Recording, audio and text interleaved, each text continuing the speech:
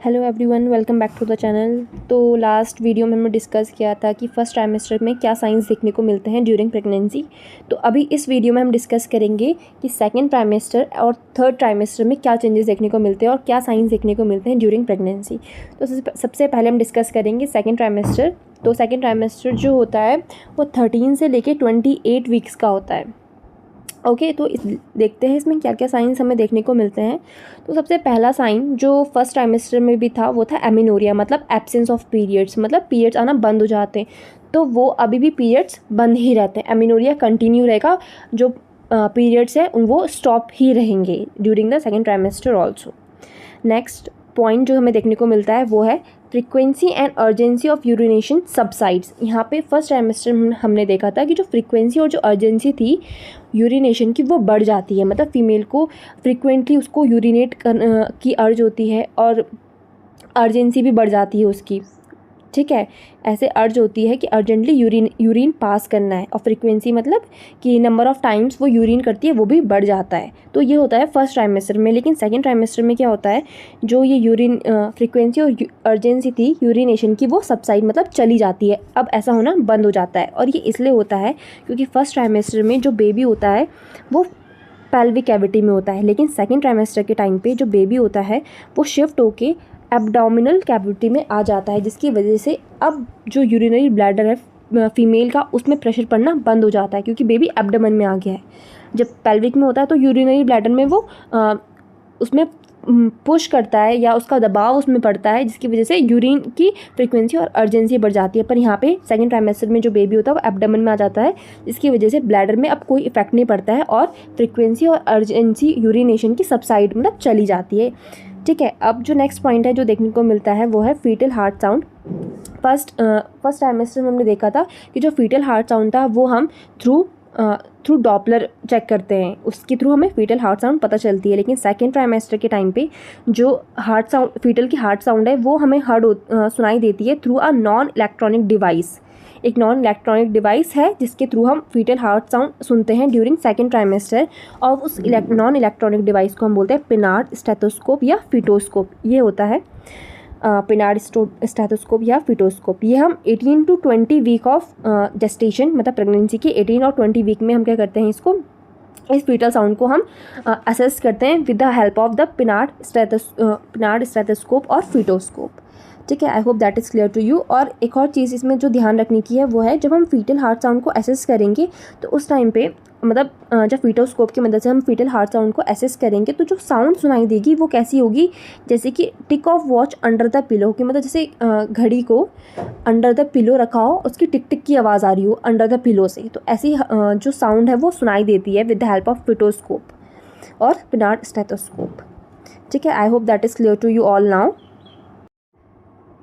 Next जो हमें देखने को मिलता है वो है ब्रेस्ट चेंजेस। ब्रेस्ट में क्या क्या चेंजेस देखने को मिलते हैं। फर्स्ट ट्राइमेस्टर में हमने देखा था कि फीमेल में जो ये सिबेशियस ग्लैंड है इनके इनलार्ज हो जाते हैं। ठीक है, तो अभी सेकेंड ट्राइमेस्टर में क्या होता है, सेकेंड ट्राइमेस्टर में एक सेकेंडरी एरियोला का फॉर्मेशन हो जाता है। एरियोला का मतलब ये जो डार्क पार्ट होता है फीमेल की ब्रेस्ट में, इसको बोलते हैं एरियोला।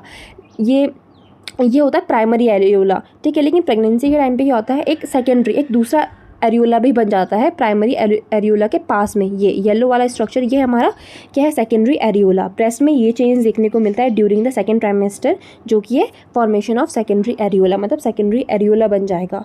और क्या चीज़ देखने को मिलेगी, secretion of thick milk from breast at 16th week, मतलब जो फीमेल है उसकी ब्रेस्ट से थिक मिल्क का सिक्रीशन होगा एट 16 वीक। लेकिन ये तभी होगा अगर फीमेल अब जो निपल्स है उनको स्क्वीज़ करे तो ही सिक्रीशन होगा थिक मिल्क का from breast at 16th week.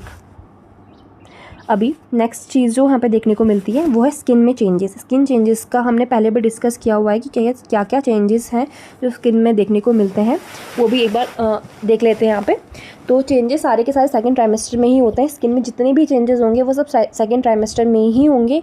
पहली चीज़, स्किन में हमें लीनिया नाइग्रा देखने को मिलेगा। ये जो लाइन है इसको बोलते हैं लीनिया नाइग्रा, ये देखने को मिलेगा।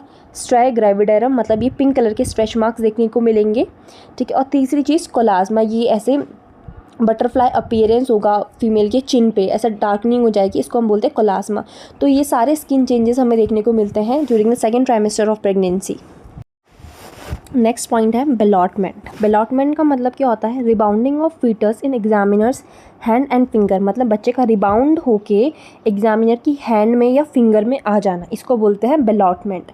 ये ऐसे समझ में नहीं आएगा, इसके दो टाइप्स हैं, इनके थ्रू इसको समझेंगे। तो दो टाइप्स हैं इसके, एक्सटर्नल बेलॉटमेंट और इंटरनल बेलॉटमेंट। तो क्या होता है एक्सटर्नल और इंटरनल बेलॉटमेंट? तो सबसे पहले जो एक्सटर्नल बेलॉटमेंट होता है, उसमें हम क्या करते हैं, जो एग्जामिनर होता है वो क्या करता है, अपने दोनों हाथों को मदर के एब्डोमेन के दोनों साइड रखता है, ठीक है। उसके बाद क्या करता है, जो एग्जामिनर पुश करता है एब्डोमेन को एक साइड से, और क्या जब वो पुश करता है तो जो फीटस है उसका प्रेशर दूसरे हाथ में जो एग्जामिनर है उसको फील होता है, ठीक है। दोबारा देखते हैं, एग्जामिनर क्या करेगा, दोनों हाथों को मदर के एब्डोमेन के दोनों साइड पे रख देगा। उसके बाद क्या करेगा, वो एक हाथ से वो पुश करेगा, उसको अंदर को ऐसे पुश करेगा। तो जब एक हाथ से वो प्रेशर एक्सर्ट करके पुश करेगा तो क्या होगा ना, जो फीटस है वो उसको उसके दूसरे हाथ में फील होगा, कि मतलब एक जगह से फीटस हट के वो थोड़ा इधर की तरफ आ गया और इस वाले हाथ में अब वो फील होगा, ठीक है। तो इसी को बोलते हैं एक्सटर्नल बेलॉटमेंट, जहाँ पे बच्चा रिबाउंड होके एग्जामिनर के एक हाथ से रिबाउंड होके दूसरे हाथ में क्या फील हो रहा है, इसको बोलते हैं एक्सटर्नल बेलॉटमेंट। तो अभी इंटरनल बेलॉटमेंट क्या होता है, यहाँ पे इंटरनल बेलॉटमेंट में यहाँ पे जो एग्जामिनर होता है वो क्या करता है, अपनी जो फिंगर्स होती है उनको एंटर करता है into the vagina of the mother. तो यहाँ पे जैसे वो इंसर्ट करेगा अपनी 2 फिंगर्स को, और क्या करेगा, जैसे ही फीटस को, जैसे उसने फिंगर्स इंसर्ट करी, यहाँ पे प्रेशर अप्लाई करेगा ऊपर की तरफ को, जैसे वो पुश करेगा तो फीटस क्या होगा, ऊपर की तरफ जाएगा पहले, उसके बाद रिबाउंड होके जो फीटस है वो नीचे की तरफ आएगा, और उसका जो ये वाला एरिया है ये इसका प्रेशर अप्लाई हो जाएगा दोबारा से जो एग्जामिनर है उसके हाथ में। मतलब दोबारा से देखते हैं, एग्जामिनर था उसने अपना इन उंगलियों से बच्चे को पुश किया, यहाँ पे बच्चे के सर पे यहाँ पे पुश किया, तो बच्चा पुश होते ही ऊपर की तरफ जाएगा, ठीक है, ऊपर गया, उसके बाद दोबारा से नीचे को आएगा और वापस से जो एग्जामिनर है उसके जो फिंगर्स हैं उन पे प्रेशर एक्सर्ट करेगा, यही चीज़ है इसमें। तो यही होता है हमारा इंटरनल बेलॉटमेंट। तो और नेक्स्ट पॉइंट जो यहाँ पे है वो है क्विकनिंग। क्विकनिंग का मतलब होता है first fetal movement felt by the mother. तो मतलब जो बच्चे की जो फर्स्ट मूवमेंट होती है, जो मदर फील करती है, वो हमें सेकेंड ट्राइमेस्टर में ही देखने को मिलती है और उसको हम बोलते हैं quickening. So that was all about the second trimester.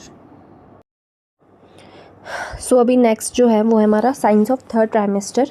जो थर्ड ट्राइमेस्टर होता है वो होता है 29 से लेके 40 वीक के इस पीरियड को हम बोलते हैं थर्ड ट्राइमेस्टर। और इसमें क्या साइन हमें देखने को मिलता है वो है हमें हमारा एमेनोरिया कंटिन्यू रहेगा यहाँ पे मतलब फीमेल को अभी भी पीरियड्स नहीं आएंगे।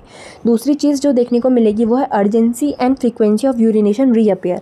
हमने देखा था फर्स्ट ट्राइमेस्टर में फीमेल को urgency and frequency of urination बढ़ गया था, सेकेंड में वो चला गया था। उसके बाद थर्ड ट्राइमेस्टर में दोबारा से उसकी urgency and frequency of urination बढ़ जाएगी, ठीक है। और ऐसा क्यों हो रहा है, क्योंकि जो फर्स्ट ट्राइमेस्टर है उसमें जो बेबी था वो पेल्विक कैविटी में था। पेल्विक कैविटी में होने की वजह से वो क्या करता है, फोर्स अप्लाई हो रहा था बेबी का कहाँ पे, यूरिनरी ब्लैडर पे। ब्लैडर में ब्लैडर पुश होगा तो वहाँ से क्या हो रही थी, यूरिनेशन की दिक्कत हो रही थी। और सेकेंड ट्राइमेस्टर में क्या हुआ था, सेकेंड ट्राइमेस्टर में बेबी पेल्विक कैविटी से एब्डोमिनल कैविटी में चला गया था। तो अब तो यूरिनरी ब्लैडर में कोई फोर्स नहीं अप्लाई हो रहा है, तो उसकी वजह से फीमेल को यूरिनेशन की दिक्कत नहीं हो रही थी। लेकिन थर्ड ट्राइमेस्टर में दोबारा से क्या होता है, बेबी का साइज काफ़ी ज़्यादा इंक्रीज़ हो जाता है। तो इंक्रीज़ होने की वजह से वो क्या करता है, थोड़ा सा वो शिफ्ट हो जाता है टूवर्ड्स द पेल्विक कैविटी, ठीक है। एब्डोमिनल कैविटी में तो रहेगा लेकिन उसका साइज़ इतना ज़्यादा बढ़ गया है कि वो थोड़ा सा शिफ्ट हो जाता है टूवर्ड्स द पेल्विक कैविटी। तो इस पेल्विक कैविटी में जैसे वो शिफ्ट हो जाता है तो फीमेल को दोबारा से ये अर्जेंसी एंड फ्रीक्वेंसी फीमेल की बढ़ जाती है। और इसमें एक और पॉइंट याद रखना है कि जैसे ही बेबी शिफ्ट हो जाता है इन द पेल्विक कैविटी, वो होता है 36 वीक में वो पेल्विक कैविटी में दोबारा से शिफ्ट हो जाता है। तो जैसे ही वो शिफ्ट होता है इस साइन को हम बोलते हैं वेलकम साइन। सो अभी नेक्स्ट जो है वो है हमारा साइंस ऑफ थर्ड ट्राइमेस्टर। जो थर्ड ट्राइमेस्टर होता है वो होता है 29 से लेके 40 वीक के इस पीरियड को हम बोलते हैं थर्ड ट्राइमेस्टर। और इसमें क्या साइन हमें देखने को मिलता है वो है हमें हमारा एमेनोरिया कंटिन्यू रहेगा यहाँ पे मतलब फीमेल को अभी भी पीरियड्स नहीं आएंगे। दूसरी चीज़ जो देखने को मिलेगी वो है urgency and frequency of urination reappear. हमने देखा था फर्स्ट ट्राइमेस्टर में फीमेल को urgency and frequency of urination बढ़ गया था, सेकंड में वो चला गया था। उसके बाद थर्ड ट्राइमेस्टर में दोबारा से उसकी urgency and frequency of urination बढ़ जाएगी, ठीक है।